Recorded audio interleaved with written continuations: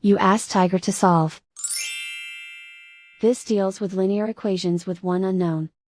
The final result is x equals 1. Let's solve it step by step.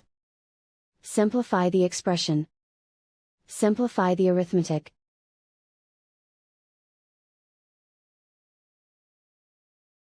Group all x terms on the left side of the equation.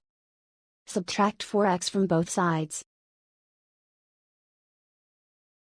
Simplify the arithmetic. Group like terms. Simplify the arithmetic. Isolate the x. Divide both sides by -3. Cancel out the negatives. Simplify the fraction. Cancel out the negatives. Simplify the fraction. And so the final result is x equals 1.